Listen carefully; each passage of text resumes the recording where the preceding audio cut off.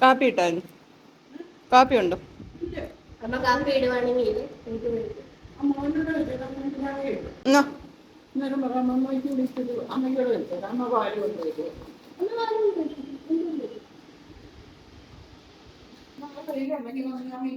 ഞാൻ കൂത്തോളാം. ഞാൻ പറഞ്ഞോ എന്തൊക്കെ ഒന്നും ഇല്ലല്ലോ. അരിയിലൊക്കെ കിടപ്പണി ഞാൻ തൂത്തോളാം.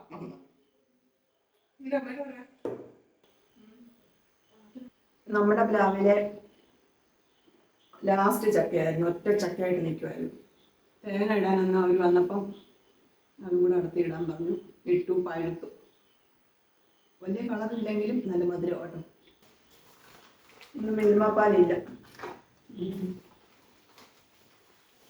മെഴുകുതിരിയും വെളിച്ചെണ്ണയും പാലും സൂപ്പർ മാർക്കറ്റ്. ഇന്ന് യാദൃശ്ചികമായിട്ട് രാജൻ ടെക്സ്റ്റൈൽസിൽ കയറി. പക്ഷെ ഉദ്ദേശിച്ച കാര്യം നടന്നില്ലെങ്കിലും അവിടെ ഡിസ്കൗണ്ടിന് ടോപ്പും പാൻറ്റും ഒക്കെ ഇട്ടേക്കുന്ന ടോപ്പൊന്നും എനിക്ക് അത്ര ഇതായിട്ട് തോന്നിയില്ല. എന്ന് വെച്ചാൽ കൊള്ളാത്തൊന്നുമല്ല, നല്ല ടോപ്പൊക്കെ ഉണ്ട്. അല്ല ഈ ഫ്രോക്ക് മോഡൽ ഞൊറുമൊക്കെ ഉള്ളത്, അങ്ങനത്തെ ഒന്നും ഞാൻ ഇടാത്തതുകൊണ്ട് എടുത്തില്ല കേട്ടോ. പിന്നെ ഇതുപോലത്തെ പാൻറ്റൊക്കെ ഉണ്ടായിരുന്നു. ഇതുപോലത്തെ ഈ 2 കളർ വാങ്ങിച്ച, ഈ കളറൊന്നും എനിക്ക് ടോപ്പൊന്നും ഇല്ല ഇനി, പക്ഷെ കണ്ടപ്പോൾ ഒന്ന് വാങ്ങിച്ചു. ഇത് 2 എണ്ണം കൊണ്ട് 150 രൂപ. ഇവിടെ ഡിസ്കൗണ്ട് സെയില. പിന്നെ ഏതൊരു സമയത്ത് ടോപ്പ് മേടിക്കുമ്പോഴിടാം എന്ന് വിചാരിച്ച് വാങ്ങിച്ച നല്ല കോട്ടൺ ആട്ടോ.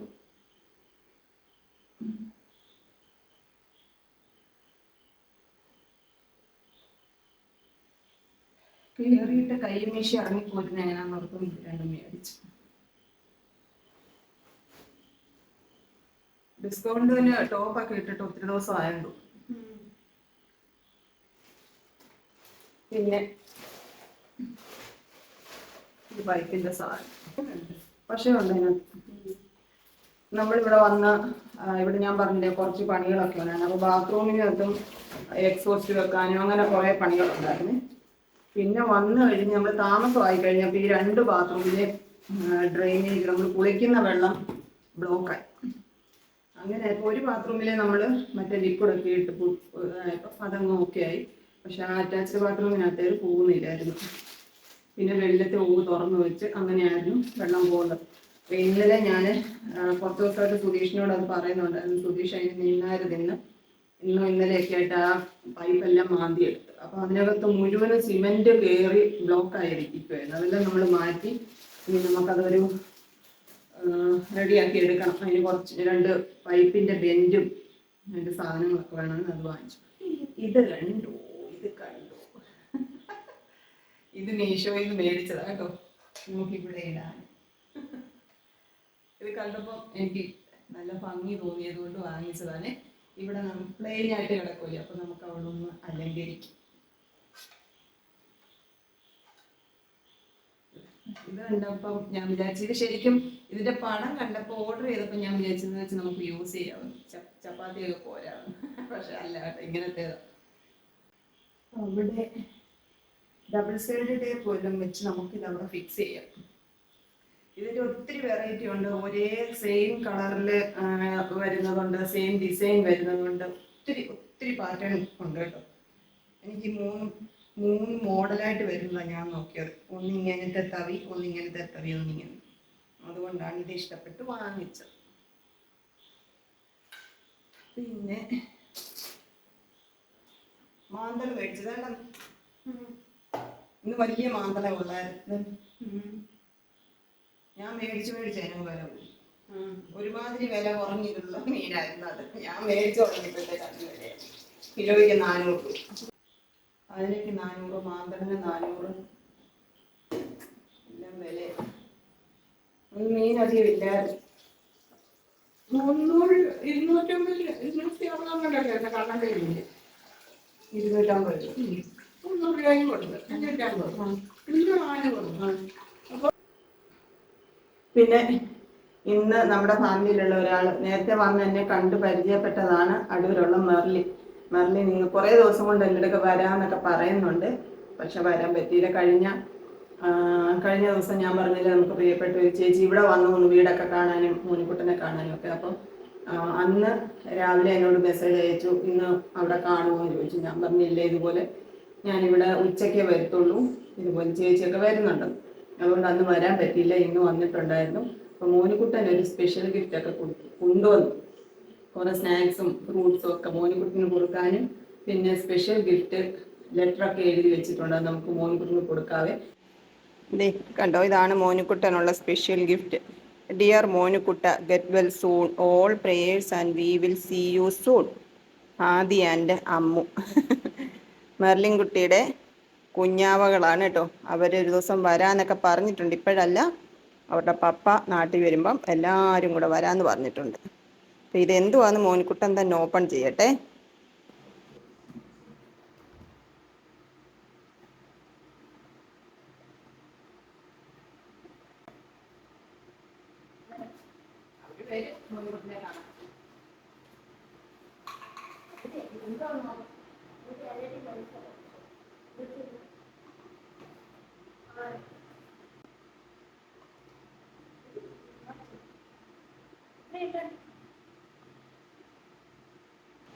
ഇതേ മോനിക്കുട്ടന് കിട്ടിയ ഗിഫ്റ്റ് കേട്ടോ.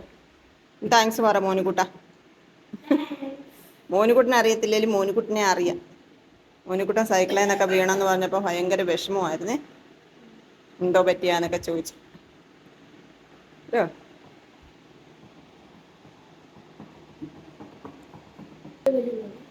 ഉണ്ടോ മോനിക്കുട്ട, get well soon, all prayers. ഉണ്ടോ മോനിക്കുട്ടനുള്ള ചോക്ലേറ്റാ. Thank you.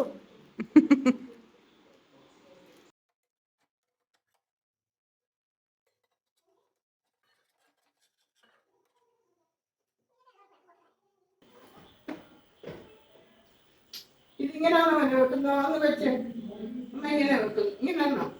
ഇങ്ങനെ പിടിച്ചിട്ടേ ഈ സാധനം ഇവിടെ വരും. ഇതിനകത്തോട്ട് ഇങ്ങനെ വെച്ചിട്ട് ഇങ്ങോട്ടല്ലേ? അത്രേ ഉള്ളൂ. എടുക്കാൻ നേരത്ത് അങ്ങോട്ട് തിരിച്ചെടുക്കണം.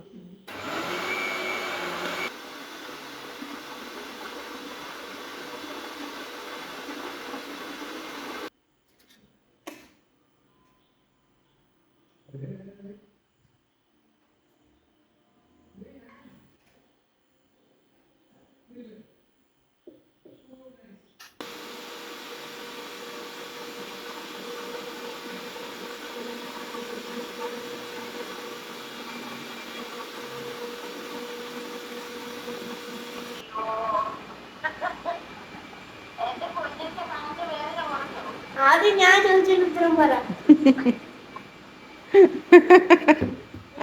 ആദ്യം അതിന് മറുപടി പറ. എപ്പോഴാണ് അന്നാ വരണ്ട,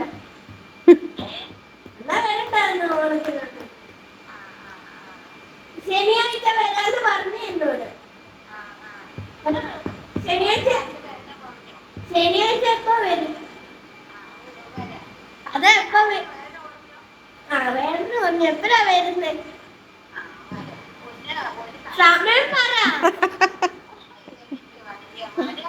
എത്ര മണിക്കാ വരുന്നേ? ഓ, 5 മണിയാവണം ഇവിടെ എത്തിക്കോണം.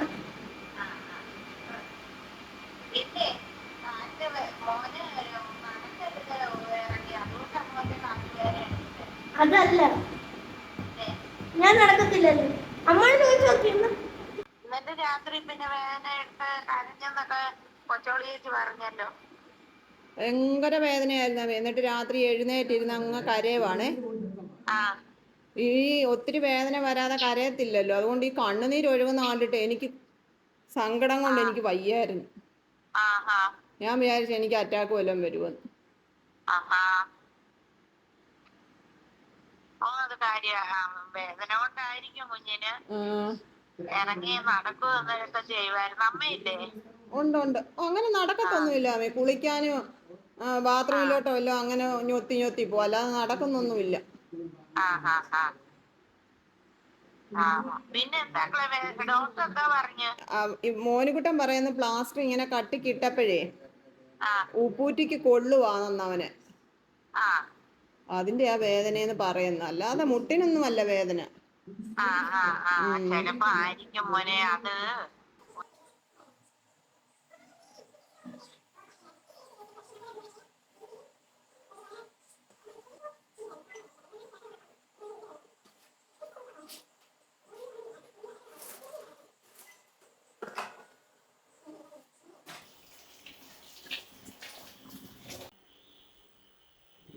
മുന്തിരിങ്ങ മെർലിൻ കൊണ്ടുവന്നതാ കേട്ടോ. മോനുകുട്ടന് കൊടുക്കാൻ കൊണ്ടുവന്നതാണ്. ഇപ്പൊ അവിടെ ഒരു അമ്മയ്ക്ക് അങ്ങോട്ട് കാണുന്ന ഒട്ടും കാണുന്നില്ല.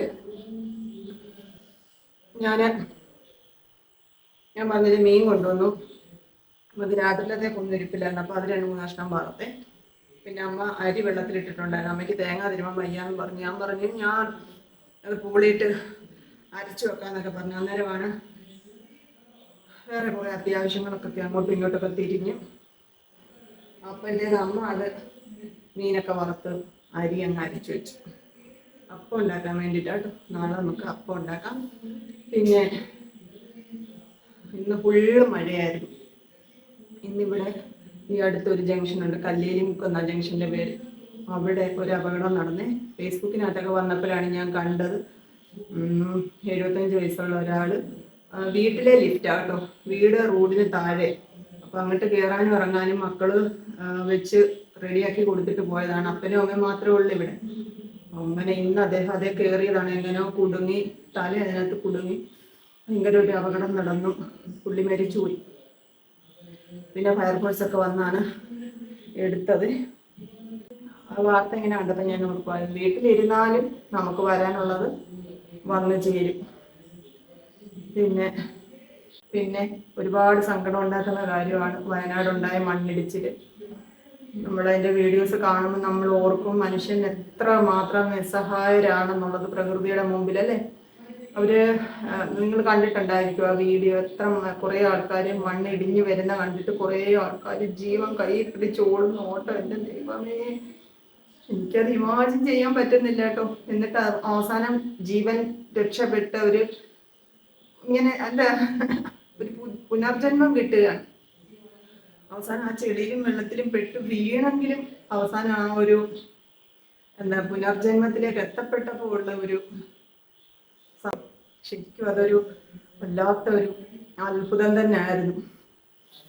നമ്മള് ഇങ്ങനെയുള്ള കാര്യങ്ങൾ വരുമ്പോഴാണ് മനുഷ്യന് ശാസ്ത്രവും സാങ്കേതിക വിദ്യകളും ഒന്നും മനുഷ്യനെ രക്ഷിക്കാൻ കഴിവുള്ളതല്ല എന്നുള്ളത് വീണ്ടും വീണ്ടും ബോധ്യപ്പെടുത്തുകയാണ്. പ്രകൃതി ഒന്ന് വിചാരിച്ചാൽ ഇതെല്ലാം തകർന്ന് തരിപ്പണമാക്കാവുന്നതേ ഉള്ളൂ. നമ്മൾ വലിയ കെട്ടിടങ്ങൾ വെക്കുന്നു, ഒരുപാട് കണ്ടുപിടുത്തങ്ങൾ നടത്തുന്നു, നമ്മളെ കൊണ്ട് കഴിയാത്തതായിട്ട് ഒന്നും ഇല്ലെന്ന് ഘോരം പ്രസംഗിക്കുന്നു. അപ്പൊ അതിനേക്കാട്ടിലൊക്കെ എത്രയോ വലിയ ശക്തിയാണ് വെള്ളത്തിനും മണ്ണിനും പ്രകൃതിക്കും ഉള്ളതെന്ന് നമ്മളെ ഇടയ്ക്കിടയ്ക്ക് ബോധ്യപ്പെടുത്തിക്കൊണ്ടിരിക്കുകയാണ്. ആ വീഡിയോ കണ്ടിട്ട് കുറച്ചു നേരത്തേക്ക് എനിക്ക് എന്താ പറയുന്നേ, ദൈവമേ, അതിനിടയിൽ പെട്ടുപോയ മനുഷ്യരെ പറ്റി അവരെയൊക്കെ ഓർക്കുകയാണ്, അവരുടെ കുടുംബങ്ങളെ പറ്റി. നമ്മൾ ഈ വയനാട് ദുരന്തം വർഷങ്ങളോളം മാസങ്ങളോളം നമ്മുടെ മനസ്സിനെ അലട്ടിക്കൊണ്ടിരുന്നൊരു ഭയങ്കര ഒരു ദുഃഖമാണ്. വീണ്ടും ഇങ്ങനെ ഒരു ഓർമ്മപ്പെടുത്തൽ പോലെ ഇങ്ങനെ വരുമ്പം നമ്മൾ ഇടയ്ക്കെങ്കിലും ചിന്തിക്കണം മനുഷ്യർ നിസ്സഹായരാണ് എന്നുള്ളത്, അല്ലേ? പക്ഷെ ഇത് ചിന്തിക്കേണ്ടവർ ചിന്തിക്കുന്നില്ല എന്നുള്ളതാണ് സത്യം. ഏതെങ്കിലും ഒരു മനുഷ്യരെ ഇതിനെപ്പറ്റിയൊക്കെ ബോധവാന്മാരായിട്ട് കാര്യമില്ല. ഒരുപാട് എന്താ പറയുന്നത്, ജീവിതത്തില് ഒരുപാട് തിന്മകളൊക്കെ ചെയ്ത് എനിക്ക് എന്നെ കഴിഞ്ഞ് ആരുമില്ല എന്നൊക്കെയുള്ള ചിന്തയിലിരിക്കുന്ന ഏതെങ്കിലും ഒരു വ്യക്തി ഇതൊക്കെ കണ്ടൊന്ന് മനസ്സ് മാറ്റിയ നല്ല കാര്യം. പക്ഷെ അങ്ങനെയൊന്നും മാറുന്നില്ല. നമ്മുടെ ചാനലില് ഏതെങ്കിലും പ്രിയപ്പെട്ടവര് അവിടെ അങ്ങനെയുള്ള ദുരന്തങ്ങളിൽ പെട്ടവരുണ്ടോ, ബന്ധുക്കൾ ആരെങ്കിലും അങ്ങനെയുള്ളവരുണ്ടോ, ഇതൊന്നും അറിയത്തില്ല. എല്ലാവർക്കും വേണ്ടിയിട്ടും പ്രാർത്ഥിക്കുകയാണ്. ഞാനത് ഇന്നലത്തെ വീഡിയോയിൽ ഇത് പറയാനുള്ള ഒരു സാഹചര്യം കിട്ടിയില്ല. നമ്മളൊരു പബ്ലിക് ഒരു പ്ലാറ്റ്ഫോമിൽ നിൽക്കുമ്പോൾ ഇങ്ങനെയുള്ള ചില കാര്യങ്ങളെങ്കിലും നമ്മളൊന്ന് റിവ്യൂ ചെയ്ത് വെക്കണം എന്നുള്ളത് എനിക്ക് ആഗ്രഹമുള്ള കാര്യമാണ്. അതുകൊണ്ട് ഞാൻ ഈ കാര്യങ്ങൾ പറഞ്ഞതേ ഉള്ളൂ കേട്ടോ. എല്ലാവരെയും ദൈവം അനുഗ്രഹിക്കട്ടെ. നമ്മുടെ ഡെക്കറേഷൻ ഞാൻ അടുത്ത് കാണിക്കും. ഇവിടെയൊക്കെ ആരാ നിൽക്കുന്നതെന്ന് നിങ്ങൾ കണ്ടില്ലല്ലോ കേട്ടോ. അടുത്ത ആളെ കാണിക്കും. പാട്ടൊക്കെ പാടി ഇങ്ങനെ ഇരിക്കുകയാണ്. അടുത്തൊരാൾ കണ്ടോ. അയ്യോടാ നമസ്കാരം പറയാം കേട്ടോ. വോൾ സ്റ്റിക്കർ മാത്രമായിട്ട് ഇങ്ങനെ ഇരിക്കുമ്പോൾ ഞാൻ നോക്കുമ്പോഴൊക്കെ എനിക്ക് തോന്നുന്ന ഒരു എന്താ പറയുക, ഈ കുഞ്ഞുങ്ങളൊക്കെ അരഞ്ഞാണ് നമ്മൾ ഊരി വയ്ക്കുമ്പോൾ അവരുടെ ഒരു അവസ്ഥയില്ലേ, അതേപോലെ എനിക്ക് തോന്നി. അപ്പോൾ അതിനൊരു കൂട്ടിരിക്കട്ടെ എന്ന് വിചാരിച്ചാണ് ഈ ഡെക്കറേഷൻ സാധനം മേടിച്ച് വെച്ചത് കേട്ടോ. എന്തായാലും എനിക്കിഷ്ടപ്പെട്ടു. നിങ്ങൾക്ക് ഇഷ്ടപ്പെട്ടോ എന്ന് കമൻ്റ് ഇടാൻ മറക്കല്ലേ. നമുക്ക് കഴിക്കാം.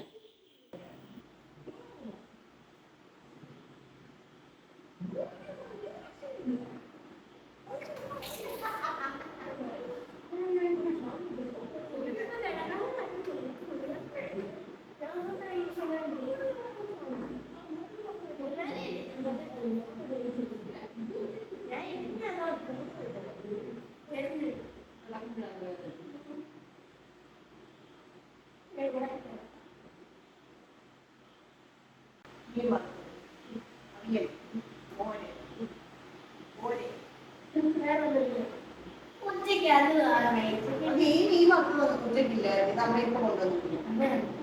മാമ്പഴം ഇഷ്ടമല്ലേ മാമ്പഴം? ഇന്നത്തെ എഴുതി പിന്നെ എഴുതാൻ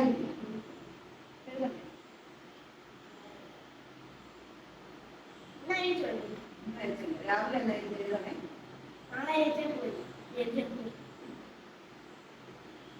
വലിയ മാത്രം പോലെ എടുത്ത് വായിച്ച് പഠിക്കണം.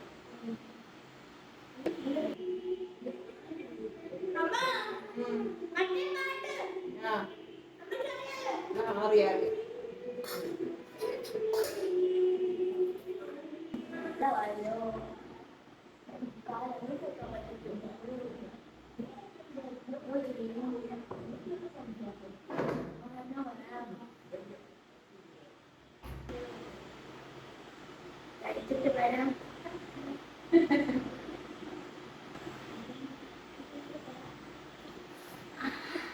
നല്ല കാലാവസ്ഥ നമുക്ക് ഒരിക്കലും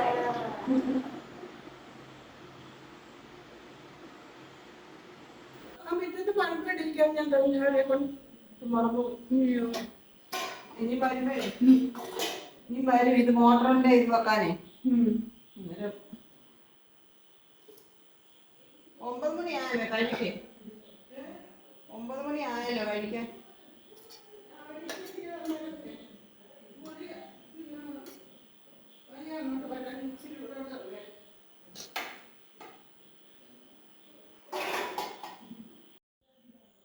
ചോറ് വിളമ്പി.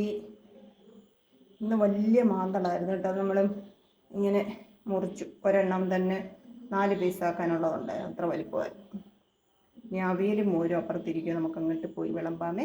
ഇച്ചിരി അവിയൽ എടുക്കുന്നുണ്ട്. പിന്നെ രാവിലെ ഇന്ന് ഗോതമ്പ് ദോശയായിരുന്നേ. അതിൻ്റെ കൂടെ നമ്മൾ മുളക് ചമ്മന്തി ഉണ്ടാക്കിയിട്ടുണ്ട്. എനിക്കത് ചോറിൻ്റെ കൂടെ കഴിക്കാനും ഭയങ്കര ഇഷ്ടമാണ്. അതും എടുത്തു. അപ്പോൾ കഴിക്കട്ടെ.